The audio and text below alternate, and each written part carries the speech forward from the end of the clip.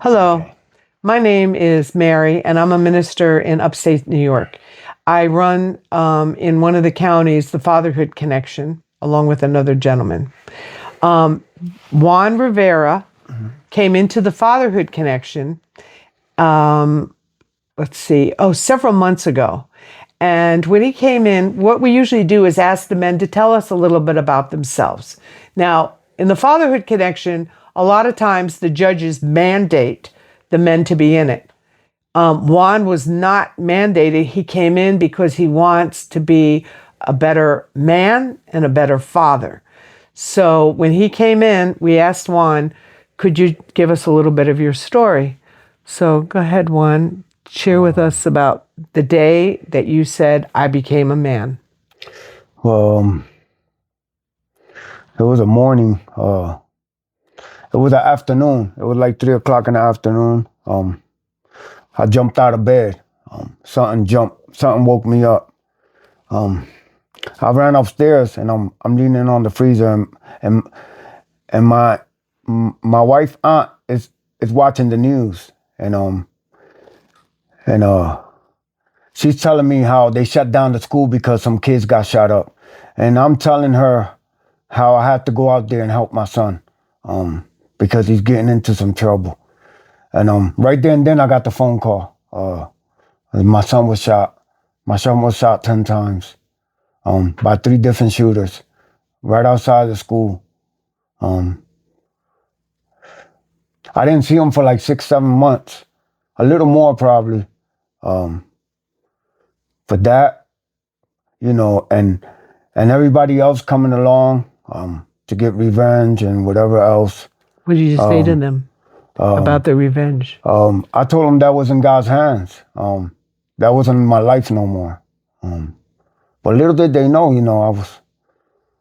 I was so far gone and so far broken in pieces that, So I asked my sister. Uh, I called my sister. She run the funeral home, and I asked her, can she let me come wash him? And can she let me come see him? And she really didn't want me to see him like that. But I gave her the respect. But my son mom was determined. And so I ended up seeing him in that bed, in that metal bed. It was like a table with a sheet wrapped around him, frozen, right out the freezer. And I start cleaning him up, uh, and kissing him and touching him, and talking to him. And that made me want to be a man. That made me want to change. That made me want to be a better father. It made me want to turn my whole life around and start over. As a matter of fact, it made me want to leave the whole environment, everything, and leave everything I own and left with nothing.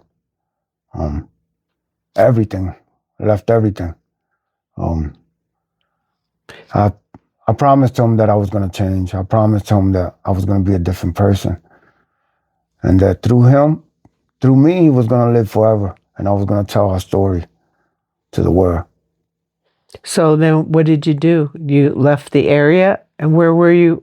Where were you living at the time? Um, at the time, I was staying at my sister's house because But what state? in North Philadelphia, um, the most dangerous streets in the United States right now.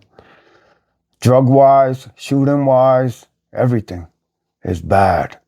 Is completely gone. Um, but so I decided to leave to go to Rochester, New York, because I was there 20 something years ago, but But it wasn't there, was it it? wasn't there, and So I got sober there, mm-hmm. and I asked my sister, can she send me to the program? I was ready, and I left the program. I wasn't ready.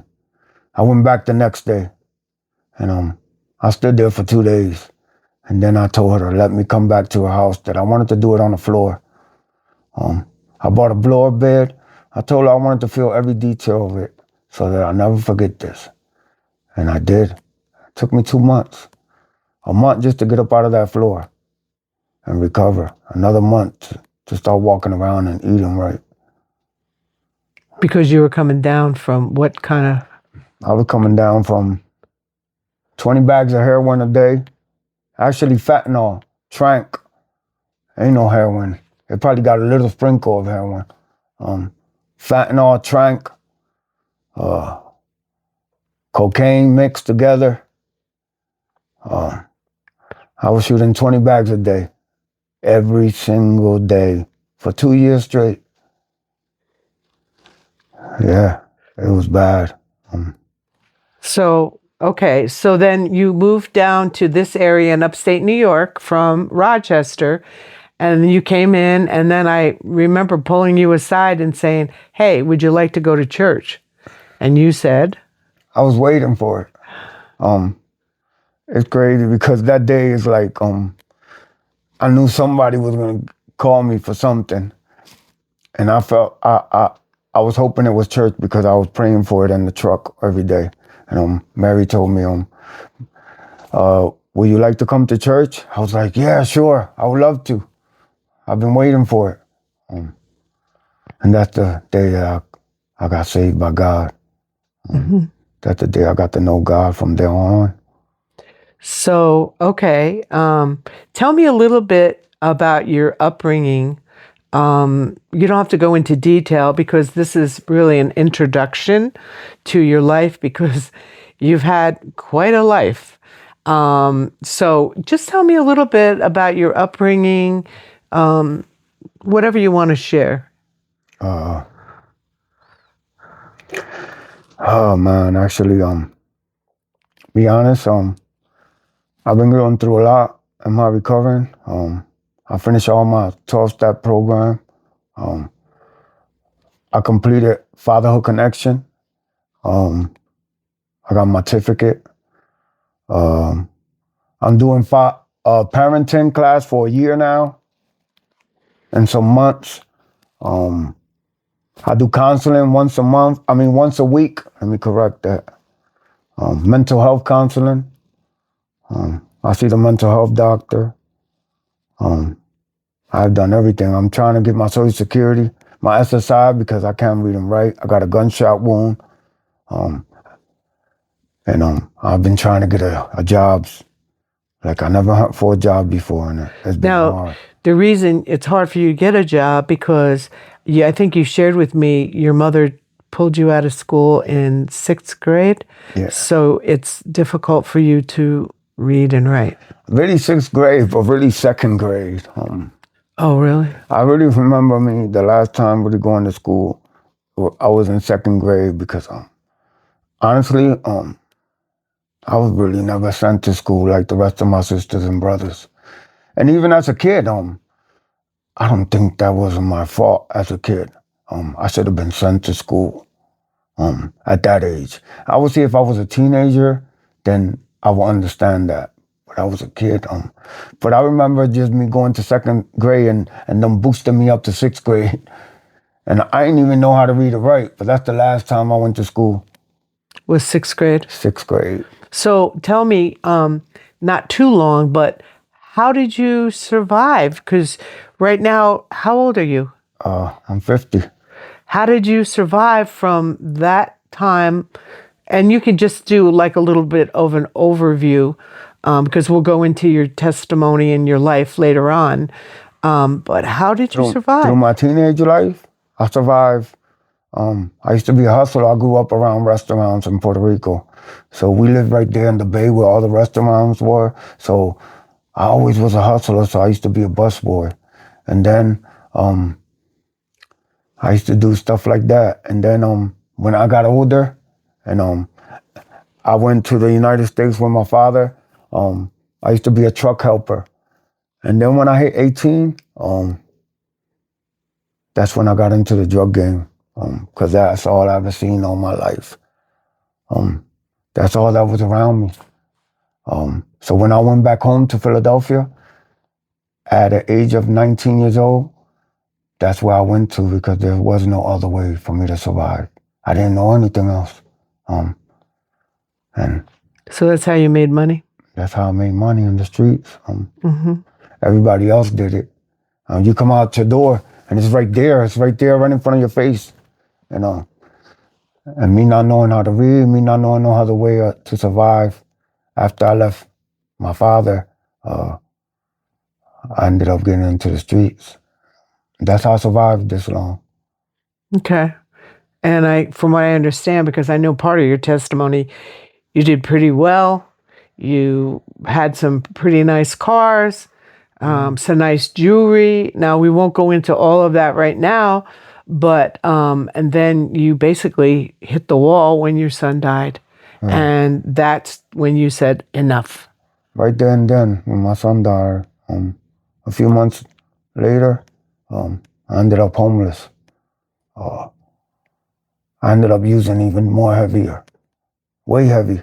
I went from snorting 2-3 bags to doing 15, 20 a day, shooting them up. And basically, my flesh from the inside out. Right. And basically it is to cover the pain of what has happened in your life. So this is an introduction to Juan Rivera's life.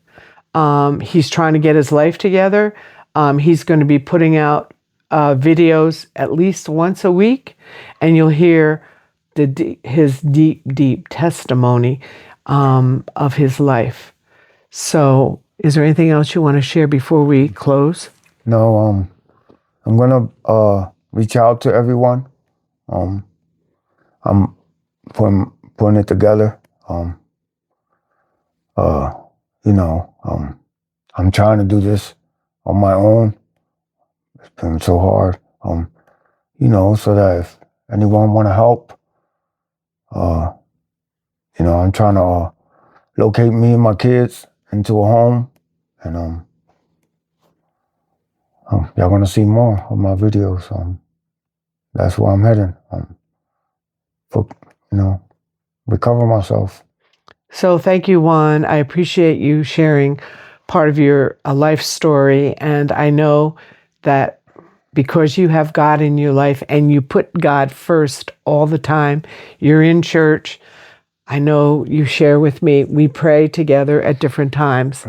And I